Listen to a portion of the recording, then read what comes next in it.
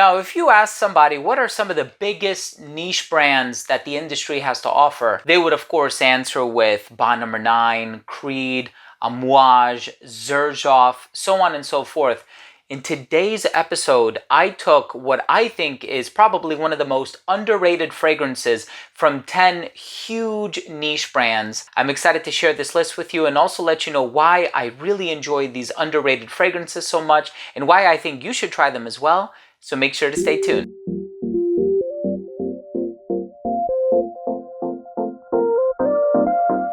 Now, before I begin today's episode and I tell you about these 10 underrated fragrances from 10 huge niche brands that have amassed a huge reputation throughout these past years, and some of them for decades, some of these brands have been around for a very long time, I want to start the video off by saying that if you're a fan of fragrance-related content, please do consider supporting the channel by subscribing to it, hit the bell icon, and also click where it says enable all notifications. This way you can be notified whenever I do upload these daily reviews and top 10s and giveaways, so on and so forth. And give this video a thumbs up for the YouTube algorithm if you enjoyed this video or if you took something of value from today's episode. So let's go ahead and dive into the list. The first brand we're going to be talking about is Montblanc. Now, when it comes to Montblanc, of course, you think of fragrances like Intense Cafe, you think about Soleil de Capri, you think about any number of fragrances from this really long-lasting brand. They produce some great longevity having fragrances. Well, the first one that I want to talk about is Blue Matcha. This is a tea-based fragrance that I think is done in such a divine way. If you're a fan of tea-based fragrances, I know Floraiku has a lot of tea-based fragrances. If you're a fan of the note of tea, you have to try Blue Matcha by Montblanc. An incredibly long-lasting, smooth, tranquil, floral, tea-based fragrance. Definitely one worth sampling, and it's so underrated. You never hear anybody talk about this. Montblanc has tons of great fragrances, Honey Oud, like I mentioned, Intense Cafe, but this is one that really deserves more attention. When it comes to Le Labo, what are some of the biggest fragrances from Le Labo? Thé Noir 29, Bergamot 22, Rose 31. Of course, the biggest one is Santal 33. And then you have some of my favorites like Labdanum 18, Vetiver 46, so on and so forth. Well, this one is a city exclusive, and I think it's a great leather-based fragrance. Now, I have to be in the mood to wear it. I'm not always in the mood to wear it. Some days I can't stand it. But this one is Queer 28. Now, this fragrance is basically leather and vetiver. It's dark, it's aggressive.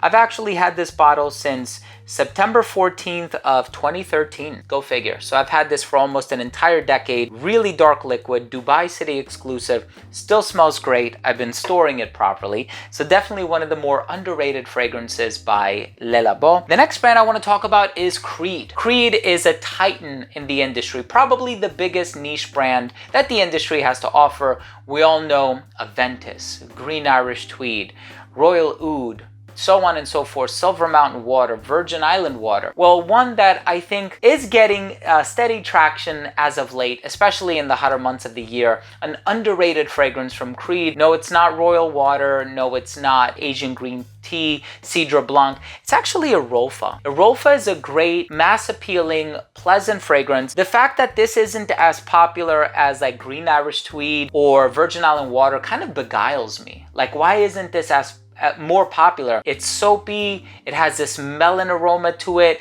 It's kind of in the vein of like a Millésime Imperial freshness, but more on the exotic fruity side of things. Roja is a wonderful fragrance. And then from Etat Libre d'Orange, of course, we have Fat Electrician, we have Secretions Magnifique, which is not quite famous. It's more infamous and notorious because people hate the way it smells. But I actually really like this. This is a great pumpkin-based fragrance. It's a little floral as well, but such a unique ingredient of pumpkin used in this, kind of aromatic in the heart as well. It just has a really interesting, slightly sweet, autumnal, festive kind of a vibe going for it.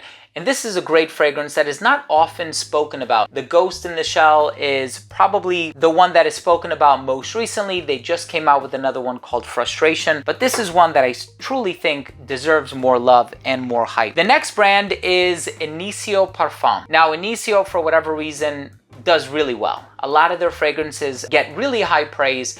Everything from Side Effect to Oud for Greatness, Oud for Happiness, Paragon, Musk Therapy, Rehab, Magnetic Blend number 7, number 8. I mean, the list goes on and on. But one that I think is kind of underrated because people really haven't discovered just how special this fragrance is. It's actually High Frequency. High Frequency has this almond and jasmine thing happening in here, and it's very similar to Pegasus by Parfums de Marly, except this one has a jasmine ingredient that is more organic, more natural. So definitely try this one if you are a fan of Pegasus by Parfums de Marly. I think you'll be pleasantly surprised. Now, when it comes to the YouTube fragrance community and the House of Amouage, some of the more popular ones are Reflection, Jubilation 25, even Beach Hut Man if you're looking for a longer lasting citrus fragrance. And of course, Fate is one of those that's kind of hard to get along with. You also have a few others, and I'm not going to go into the entire list. There's just so many. But one that I think is kind of underrated is actually Boundless. I feel like this one came out at the same time as Material, which is a beautifully done sort of an amber scent. I think Cecile Zarokian is a perfumer for that one. And that kind of stole the spotlight from Boundless, which is a really great contender and could be put up against Tobacco Vanille by Tom Ford. It's kind of like this spicy, warm, ambery, vanilla tobacco fragrance, and it also has like this subtle boozy quality about it. This is such a beautiful fragrance. Boundless, I think, is one that for whatever reason kind of flies under the radar. And I have my Amouage fragrances here. Enclave is another one. Silver Oud. I mean, there's Lyric, you know, Myths. There are so many from the brand, but Boundless is one that I think deserves a lot more praise than it's getting. And I think it's in the brand's top 5 best releases ever. That's my opinion. Scent is subjective. We also have the House of Mancera. Mancera, there's one fragrance that gets mentioned time and time again, Cedrat Boisé. Now, of course, in addition to that, we also have Red Tobacco, and there's been a ton of good ones. Now, more recently, we have Tonka Cola, which I'm really interested in sampling, but Jardin Exclusif. This is actually their version of Erba Pura by Sospiro, which is now by Xerjoff.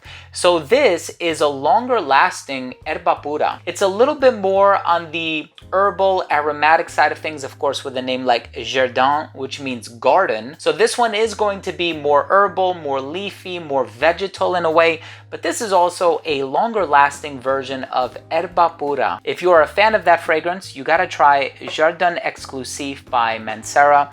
I think it's a great fragrance. And then of course we have Roja Parfum. There are so many from this brand, and you know, I really don't feel like the brand has any underrated fragrances. Of course, there is the semi-bespoke collection. There is the Pierre de Velay collection. There are some really underrated fragrances that either are A, not available for purchase anymore, or B, are so expensive they're not even on people's radar. This is one that I don't think can be found anymore.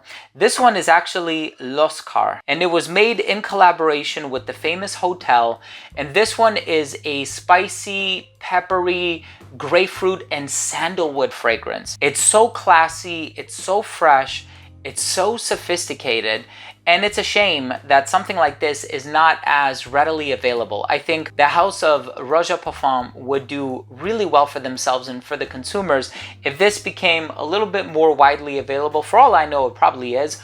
But last I checked, this one is not as accessible and not as easy to purchase as some of their other offerings. Of course, Elysium and Danger and Scandal and A Midsummer Dream, Oceania, Diaghilev, Harrods, so many get such high praise, but L'Oscar is an amazing underrated fragrance. And then of course we also have the House of Xerjoff. Now we're focusing on one of the sister companies, and I thought to myself, what is a fragrance that in my opinion is fantastic, but it just doesn't get a bunch of praise? And this one, maybe there was a little wave or more of a ripple back in the day when it first came out. Now when you think of Xerjoff and Sospiro, obviously hear about fragrances like Naxos and Renaissance and, you know, and Neo, Uden Overdose, Kobe, Golden Mocha, Golden Dala, so on and so forth. But you don't really hear about this one. This one is Overture. Overture is an amazing amber cinnamon fragrance with a touch of magnolia in there. So it has like this clean, exotic floral heart, but it also has enough of this spicy, cinnamony, amber warmth to keep you smelling amazing in the fall and winter.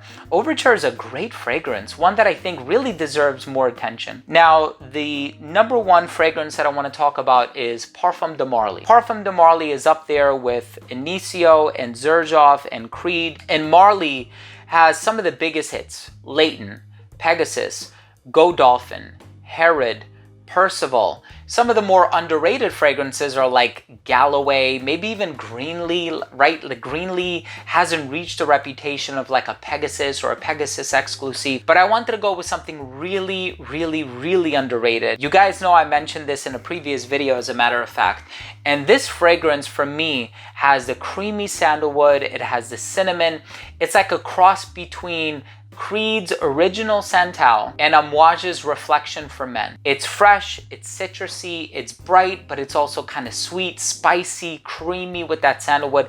This one is actually Darly. This was an amazing discovery for me, and I tried it at the boutique initially and I said, why aren't people talking about this one? This is one of the brand's best. Now, of course, do I think it's ever going to reach the status or the reputation of something like a Percival? Definitely not. A Leighton, no. Pegasus, no. But there's something really special and really commendable about this one. That cross between like a Jean Paul Gaultier Le Male with the lavender and the mint and the vanilla, but you add that cinnamony sandalwood sweetness from like original Santal or Montblanc Individuel. This is amazing, super high compliment getter. Definitely a hidden gem. So this is an underrated hidden gem from the Marly house. If you have the opportunity to try Darly by Marly, definitely check it out. It's an amazing fragrance. Here you have it, 10 underrated fragrances from 10 huge niche titans in the industry. I hope you enjoyed this video, and I hope that I've given you the opportunity to maybe possibly consider discovering one of these fragrances. Do you have any fragrances from any of these brands or any really well-known niche brands that you would consider to be hidden gems or underrated in nature? Leave a comment down below. Very curious to hear your thoughts. If you enjoyed this video, please do consider supporting the channel by subscribing to it. I'm trying to make it to 200,000 subscribers by the end of the year. With your assistance, I believe I can do it. 65% of the people who watch this channel are not subscribed to the channel. Hit the bell, give it a thumbs up. Love you guys. We'll see you tomorrow. Bye.